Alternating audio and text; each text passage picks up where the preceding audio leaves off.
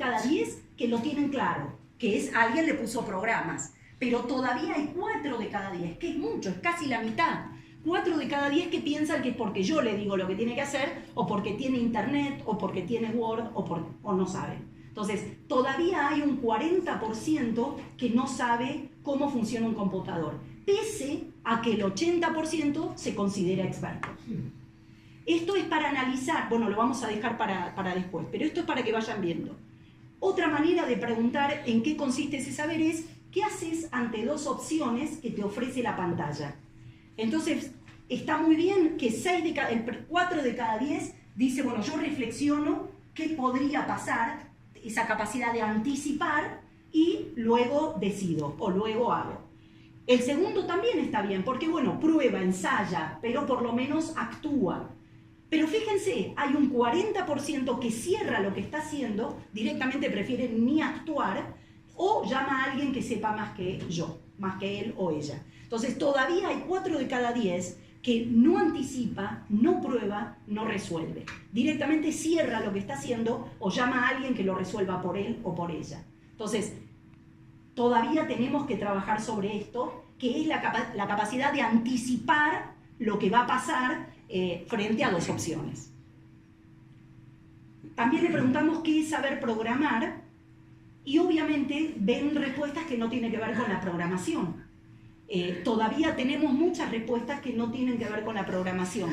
En cambio, las que sí tienen que ver son respuestas minoritarias. Estas sí tendrían que ver, pero la eligieron mucho menos chicos, mucho menos adolescentes.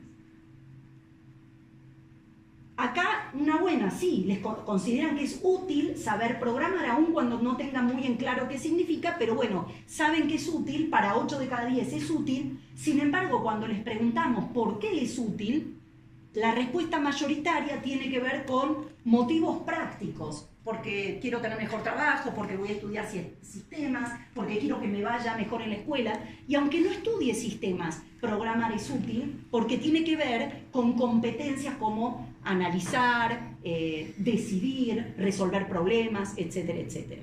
Entonces, otra vez lo práctico anticipo más importante para ellos que las competencias. Decidimos incluir aquí también algunas, para que vean esto que yo estoy diciendo, que no solo pasa en Colombia. Elegimos algunas preguntas de otros países, de Argentina y de Uruguay, porque la de México, como les comentaba, se está haciendo ahora, así que no la puedo presentar. Entonces, en Buenos Aires preguntamos lo mismo, ¿no? ¿Quién sabe de tecnología? Y aquí tienen las mismas respuestas que tienen que ver con lo instrumental. ¿Qué hacer si se bloquea la pantalla? ¿Cómo ayudar a los padres? Pero no tiene que ver con competencias críticas y reflexivas o creativas. En Montevideo, de la encuesta de Montevideo, elegí esta, que es saber programar, y otra vez aparecen las respuestas, igual que aparece, por ahí cambia el número, en vez de 50 es 40, o en vez de 40 es 35, pero es el mismo problema en Montevideo. Y luego elegí la de cómo buscas información, esto que decíamos antes, que se quedan con el primer link que les aparece, y aquí ven 3 países distintos porque esto está preocupando en todo el mundo. En la Argentina 8 de cada 10 eligen la primera página que encuentran, igual que lo que vimos aquí, con el riesgo, como dijimos, de que la primera página puede no ser la autorizada ni la confiable para utilizar. En Estados Unidos, un estudio de la Universidad de Stanford dice que 8 de cada 10 creen en todo lo que dice la web, y es un problema porque a mayor credibilidad, menor cuestionamiento. Si yo no cuestiono que 2 más 2 es 4, porque creo 100% que 2 más 2 es 4, pero con las informaciones que circulan en la web es un problema, la elevada credibilidad hace que no cuestionen ni interroguen lo que encuentran. Para todo el mundo, ¿cuáles son las competencias digitales? No es saber qué hacer si se bloquea la pantalla, y no es saber qué hacer, manejar, bajarse la última aplicación de internet. Estas son las competencias digitales para la UNESCO. Son competencias que tienen que ver con la reflexión, el pensamiento crítico y la creatividad. Poder anticipar, poder resolver problemas, poder tener un pensamiento más abstracto, poder comunicar, poder crear, ¿no? Sea una página web, una aplicación, un juego, lo que fuera. Entonces, estas son las competencias que la UNESCO considera competencias digitales para la cultura digital del siglo XXI. Pero yo quiero compartir con ustedes una institución más que la mayoría de ustedes, o todos ustedes ya conocen, que es el MIT.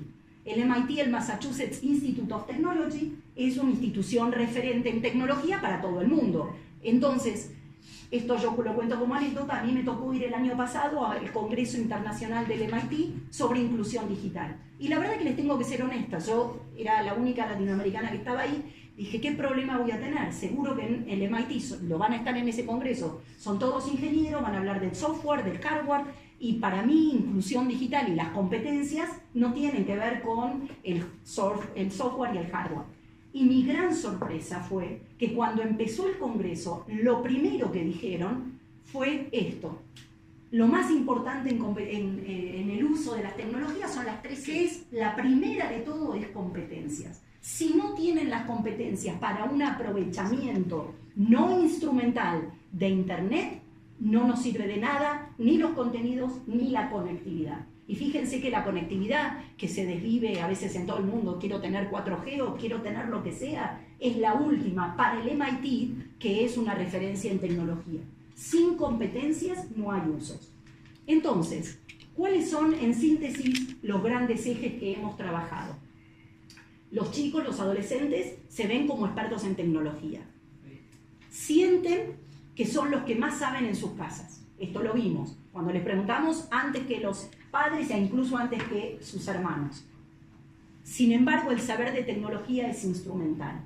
Otra vez, el soporte, la herramienta, es un saber que tienen, pero que no alcanza para ser ciudadanos digitales o para vivir en la cultura digital del siglo XXI.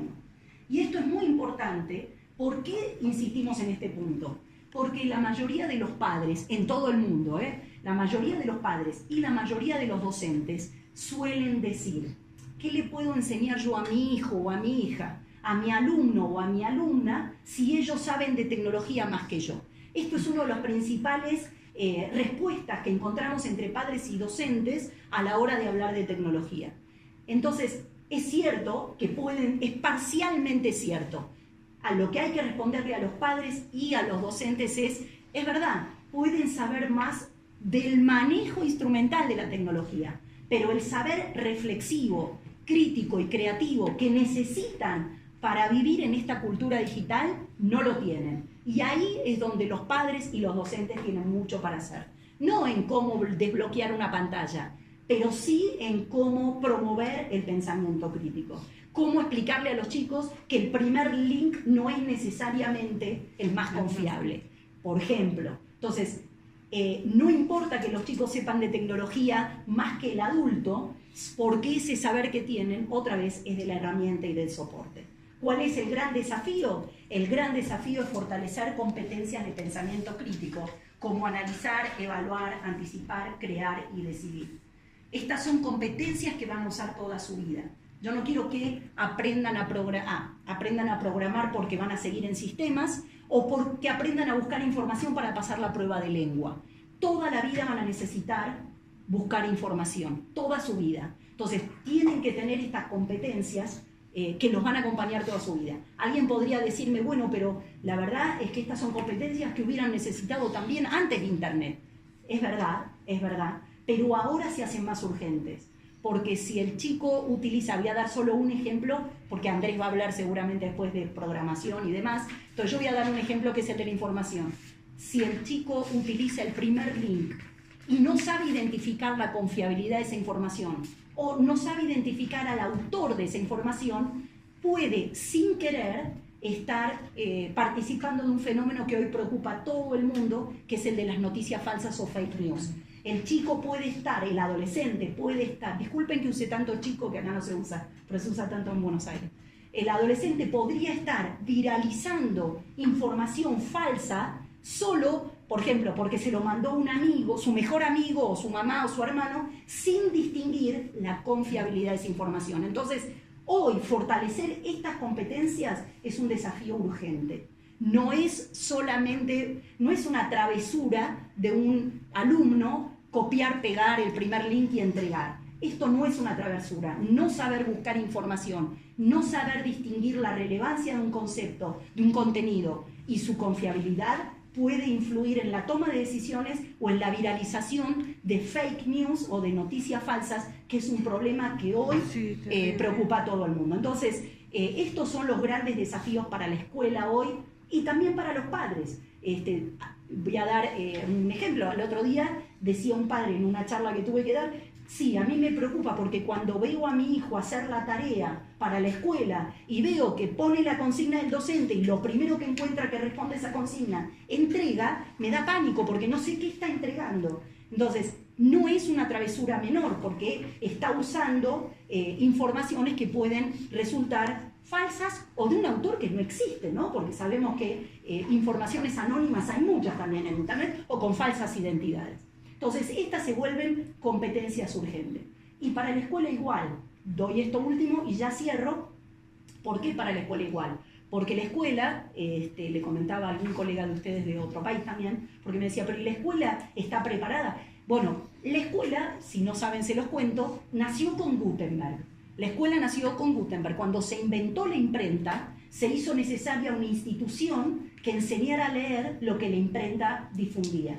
Entonces, desde su origen, desde hace varios siglos y durante varios siglos, el desafío de la escuela era distribuir información, la información que la imprenta daba a conocer.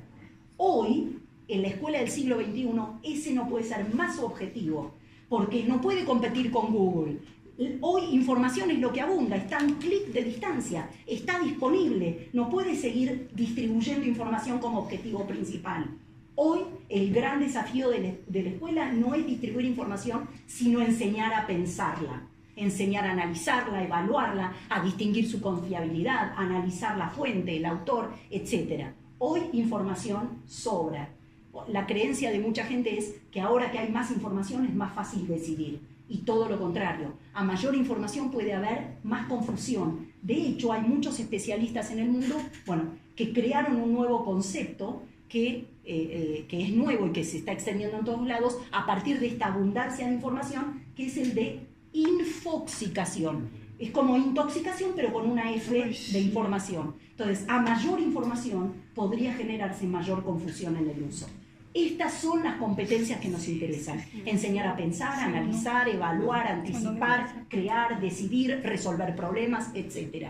Y estas son las que no tienen. Entonces, los adultos tenemos mucho todavía para enseñarles y no creer que el saber instrumental alcanza.